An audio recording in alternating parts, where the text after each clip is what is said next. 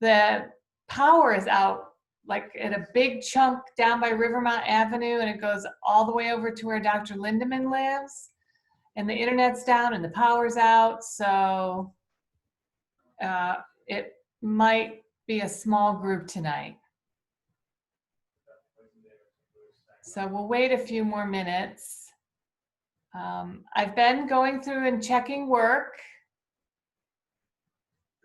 So about half the class is getting assignments in. So just a little prod, if you haven't started doing assignments, think about starting them. But I think those that are working on their assignments are clipping along fine. I noticed that one of the PowerPoints, which I had, let me see if I can pull it up. I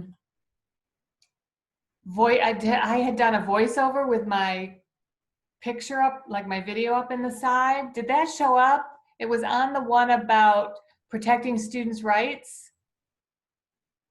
They all seem to work fine for me. Oh, they did? Okay. I saw all, yeah, both of them. Because when I went to play it, it was just me up in the corner and Randolph College, a picture of the front of Randolph College, which I didn't know what happened. So I called IT and I guess they must have fixed it.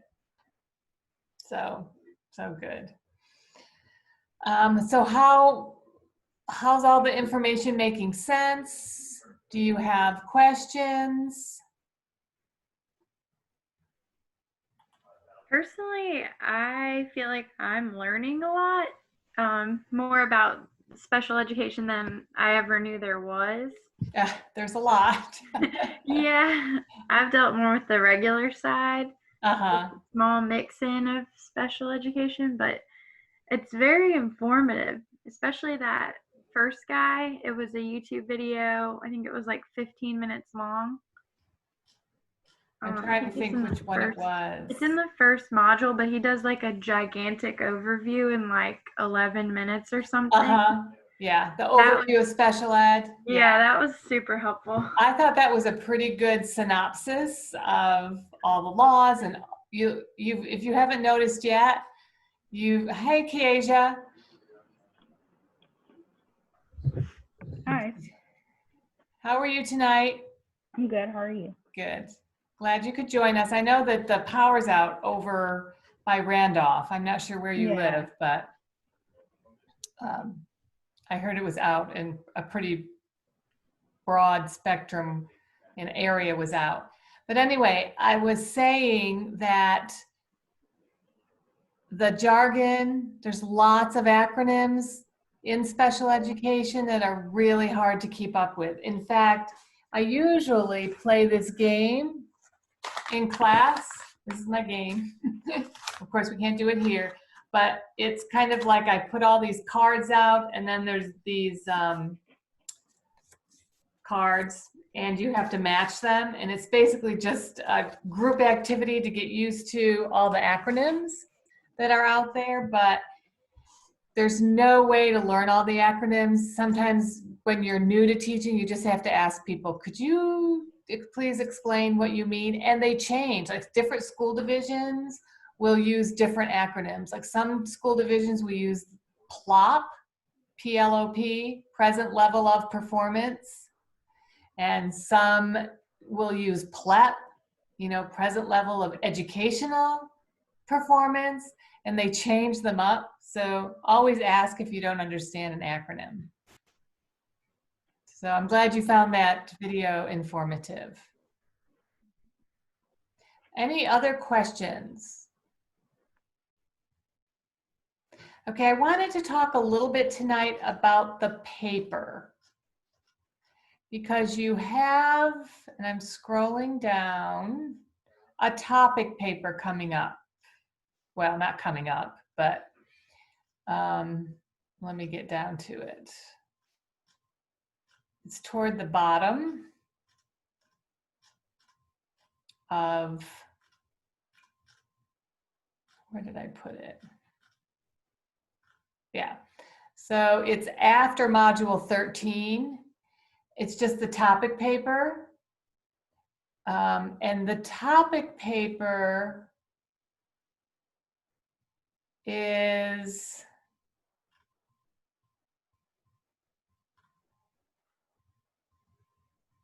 okay, yeah, it's for, yeah, you're all in 661. It's for the 661 people. You choose a topic of interest to you. So I want you, I know you haven't really delved very much into a lot of the modules or a lot of the information, but if you're interested, let's say, in working with children with emotional disabilities, or if dyslexic or dysgraphic or autism, I want you to pick a topic you're interested in, but then also narrow down your topic. Like, for instance, if you said, I want to write a paper on autism. Okay, well, autism is huge, right? It's a spectrum, and it goes from children on the spectrum that are more cognitively involved, and then it goes all the way over to children who are what's commonly referred to as twice exceptional. And sometimes you'll hear that term. So students, for some reason, I have to admit all of you into this meeting. I don't know why that happened. Hi, Jackson. Hi, Lindsay. Hi. Hello. Sorry, I didn't see. For some reason, the Zoom required me to admit you to this meeting, which usually doesn't happen. So Okay. I don't know how that happened, but sorry if my invite was delayed. No problem. Don't worry about it. I was just talking about the topic paper. The topic paper is, the description follows module 13 online or on the Moodle page. And I was talking about the topic that you choose for the topic paper.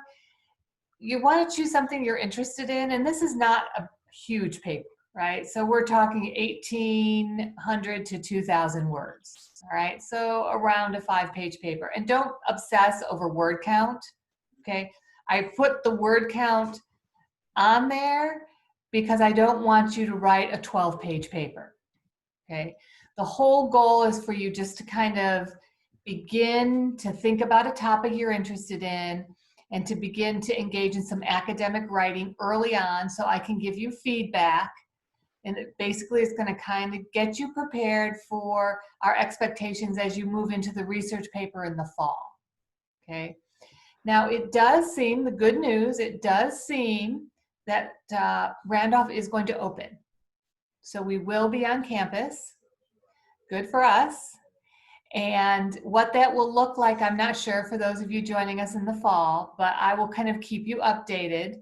And the other good news is Lynchburg City is taking our information and they're making placements for your practicums as if they're opening. Now, of course, they told us we really don't know what it's going to look like, but they are going to move forward as if they're opening in some type of capacity.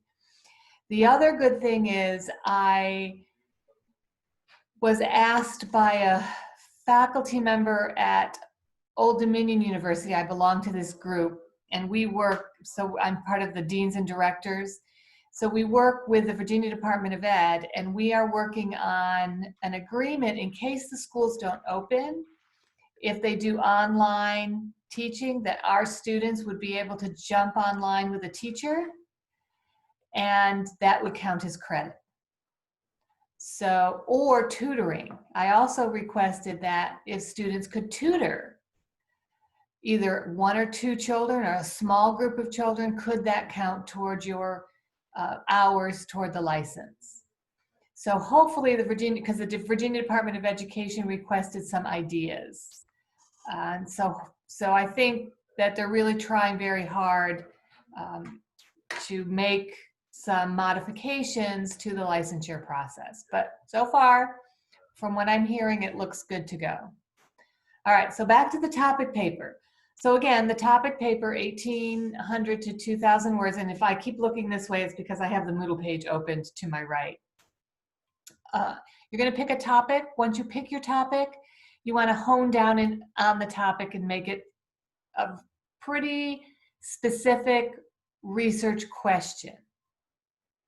Okay, so if you're, like I was using autism spectrum, you might decide, okay, I want to do some more, I want to delve a little bit more into twice exceptional children. And by that, I mean twice exceptional often refers to a child with a learning disability or a specific disability, and on the gifted side.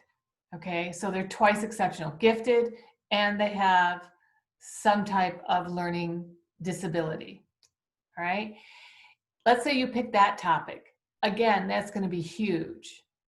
So then narrow it down even more to the age group, right? Do you want to look at high school students? Do you want to look at middle school students? If you want to look at elementary students, I would go for upper elementary, which is grades 3 through 5, primary, which is grades K through 2, or preschool.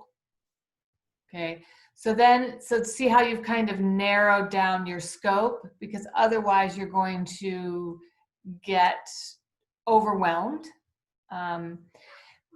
by this amount of research that you're going to find. So for this particular paper, and I'm just looking to see, there's under that topic paper and exam for 361, there's a section called writing tips. You might want to take there's just some few tips I put up there, okay? Not many.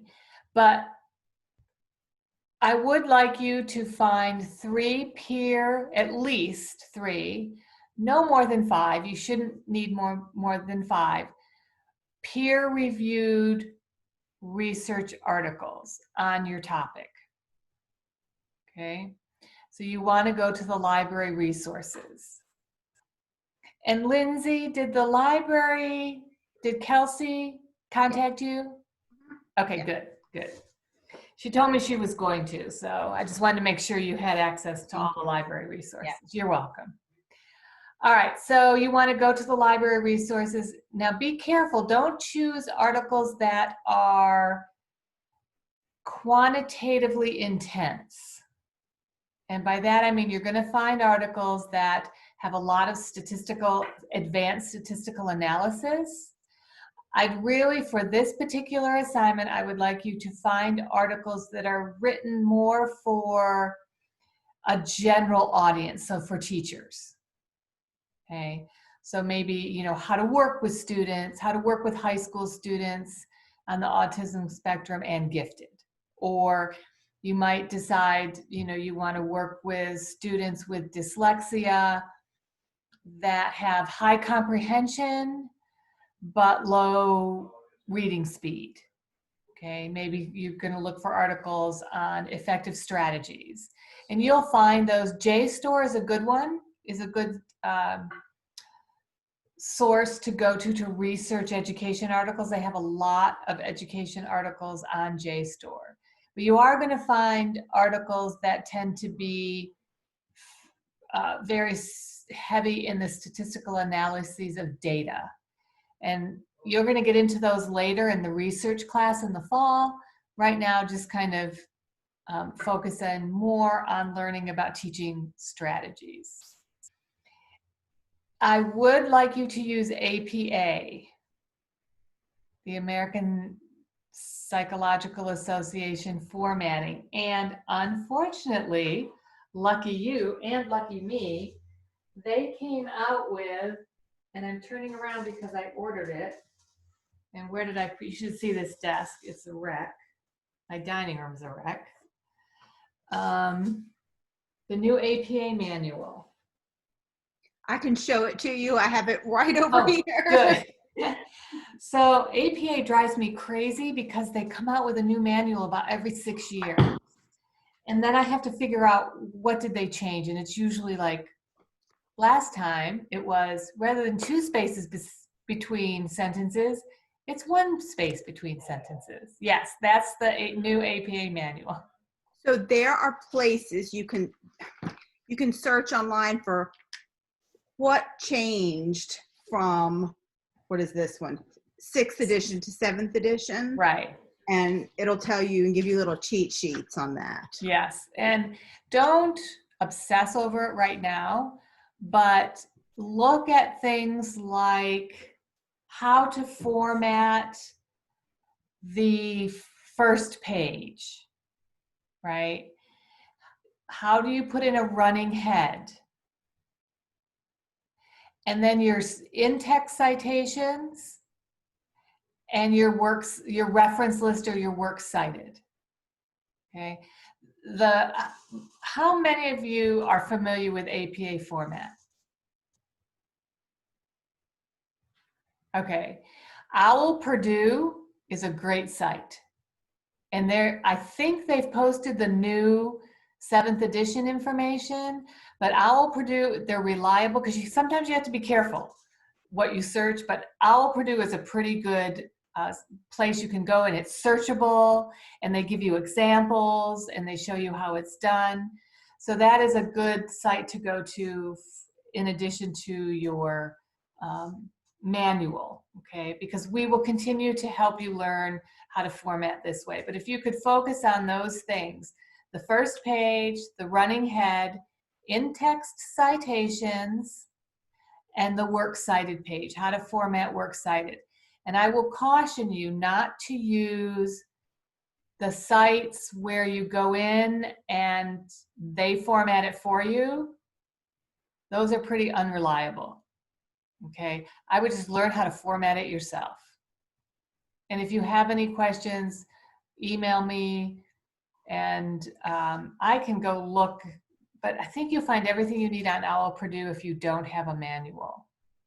But the manual should, and like Lindsay said, search what's changed. If you've already been using APA for other classes, just search what's changed. But to be honest with you, I've not had time to do that because so I'm not going to notice if you're still using the 6th edition formatting or the 7th edition formatting, right?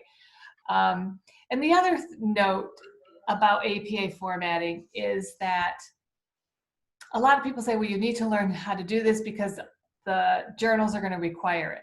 No, that is not true. Every journal I've published in, they have their own guidelines and they'll tell you how they want their information formatted and they'll have their own examples. Rarely do I have a journal say, this has to be an APA format, right? Or Chicago. I had one journal who did tell me Chicago. I don't even know how to do Chicago. So that took me a long time just formatting my paper in Chicago style.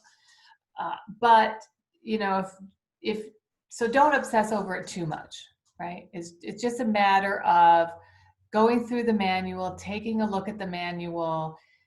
That's what we want you to do, because we do, as those of you who are in the program full time, for your thesis papers, we do oftentimes take students to professional meetings with us to present their work.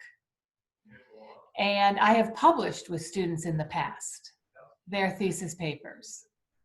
So of course we want your papers to be in tip-top shape. We've had students win awards.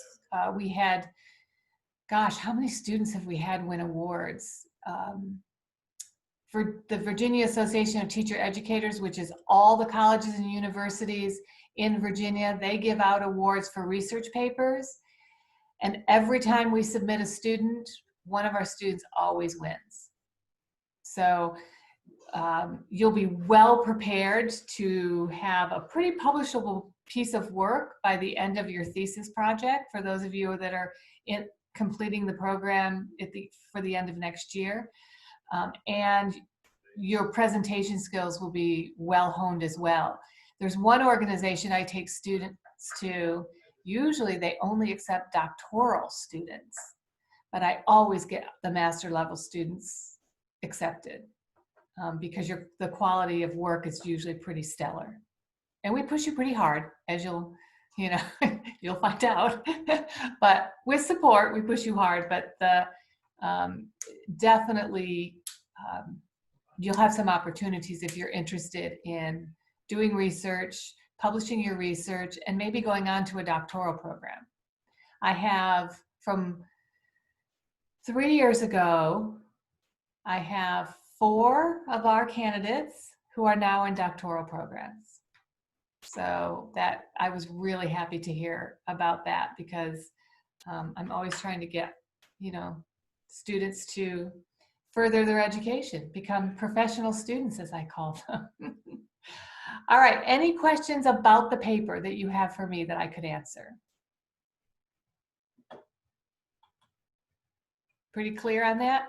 If you could email me your topic and why you're interested in the topic and your research question. Well, no, you don't need a research question, really. Just maybe what you're looking for. I don't want to say research question because that's going to confuse you when we teach you how to write a research question in the future.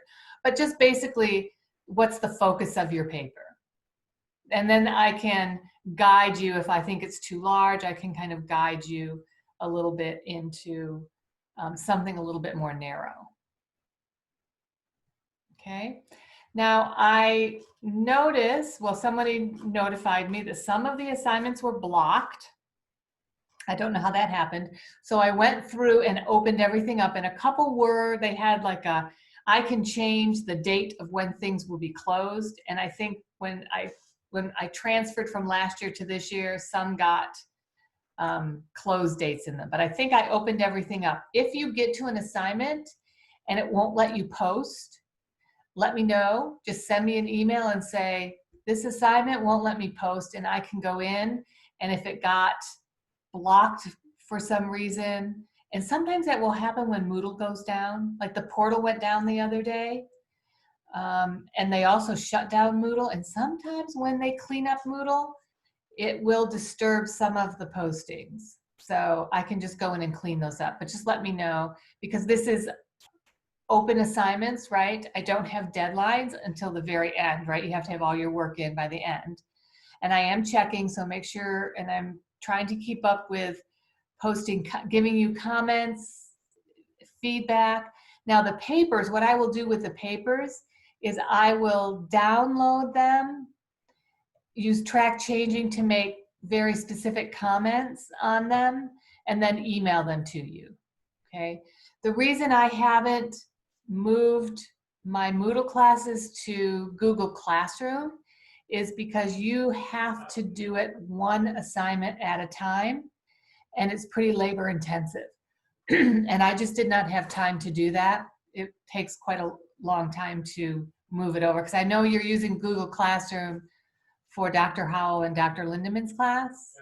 And I think you're going to be using Google Classroom for Professor Parker and Dr. Howell's class as well, because Dr. Howell likes Google Classroom. Google Classroom works well, but I just haven't had the time to rearrange my entire class. All right, so hopefully that helps you on the paper.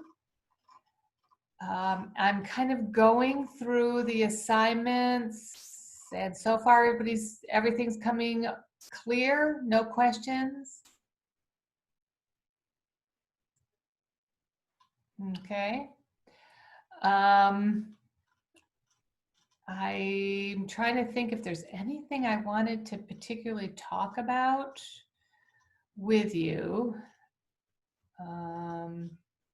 I don't think so. Oh, the lesson plan, module 6 is an optional module. Okay. And that's just basically about lesson planning. And I put that in there for anybody who if you haven't had a lot of work in lesson planning, this might help you when you jump into the classes in the fall, and especially before you student teach. Okay. I'm just kind of looking through here. I added some stuff on concussions because that's becoming quite the topic in schools today. And I think I can download students that get concussions, and I didn't put it up here, but I'll try to add it.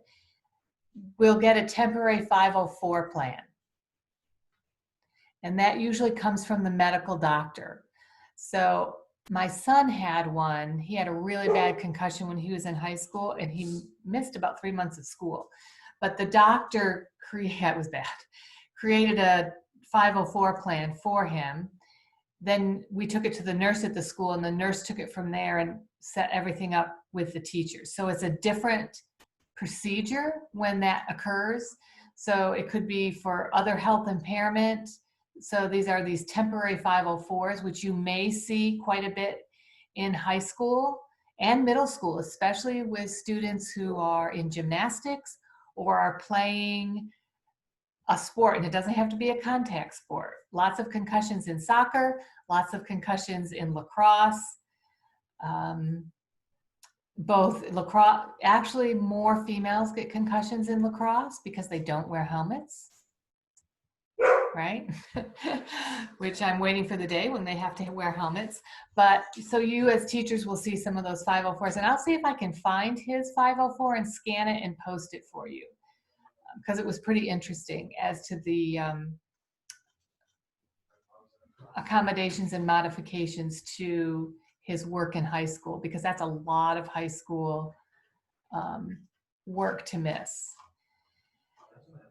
So I'm just looking, scanning through here to see if there might be something else that I wanted to touch on. Oh, the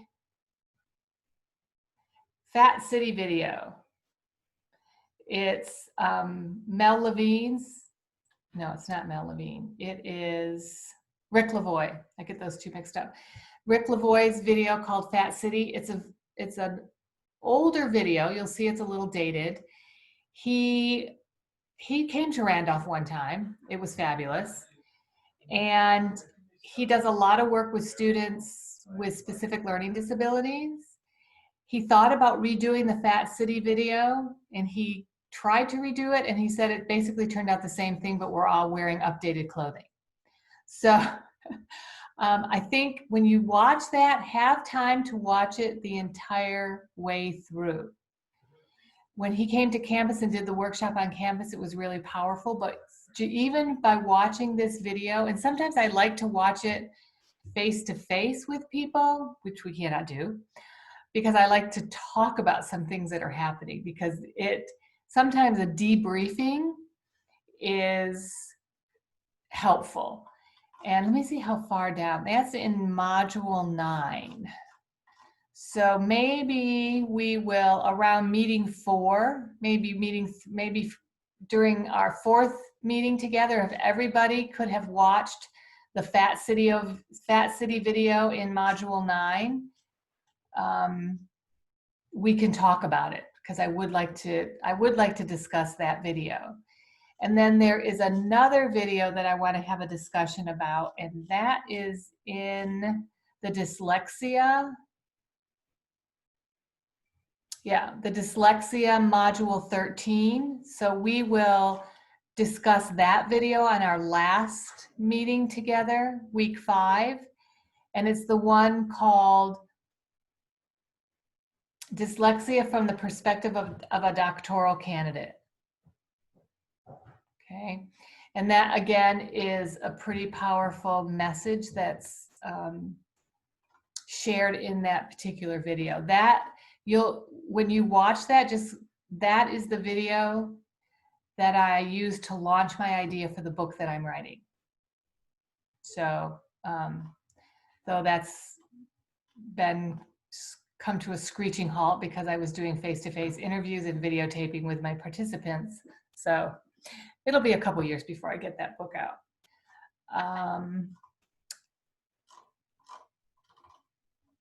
Okay. Well, if everything seems clear to you, everybody finding it easy to access the information and keep up? Okay. As I said, if you have questions, we can have one-on-one meetings. If you want to just chat about something, or you disagree with something, because some of the information, I don't agree with everything that's on here, but there's a lot of strategies that are being used that you need to know how to do. So if there's something that you know, you think, why is this, like, I don't think this should be happening, or I question this approach, let's talk about it during one of these meetings. Jot down a question. I am just finishing up working with a parent from North Carolina, and we are writing, well, we're getting ready to submit a complaint to the North Carolina Department of Public Instruction and the Office of Civil Rights. And once we get that submitted, I'm going to share some of that information, and I'm going to talk to you about that whole process and what happened. This is a high school student in 9th grade, and kind of what happened at the school. I attended 2 eligibility meetings, and what happened to that student and how the parent struggled in that situation, as well as another parent in this particular school. But that was a really interesting case, and that, again, will be part of my book when I get to that point. But we can talk then about the eligibility meeting process, the evaluation process, how a school breaks compliance of FAPE, free and appropriate public education, how they violate a child's rights under either the Rehabilitation Act, Section 504, or the IDEA IEP process and eligibility process. All of that came up with this child. I think there's probably, I think I cited 4 or 5 violations, both to 504, because he has a 504, and they denied an IEP. And I'll share with you why they denied the IEP, and how, where they violated some of the legal tenets under both 504 and IEP. It's a very interesting case. So those are things on the horizon that we'll talk about. And I think that the mother is submitting the complaint on Friday. And I want to wait till the complaint is submitted before I go and talk about it, though I won't be using any names. But she's waiting until Friday because, unfortunately, not every teacher is professional. And the fear is that they will lower her grades if they find out, lower the child's grades if they find out the mother filed a complaint. So we're waiting, the grades will be posted on Friday. And so then I can talk a little bit more about the case. So that should be interesting, because it was very interesting. No, if there's no more questions, I guess we can sign off for the evening. Okay, sounds good. I'm glad everything's going okay. And please, if something isn't working, please let me know. Okay? All right, take care. Good night. I'll post this recording. I did Thank you. remember Good night. to turn it on. Good night. Thank you. Good night.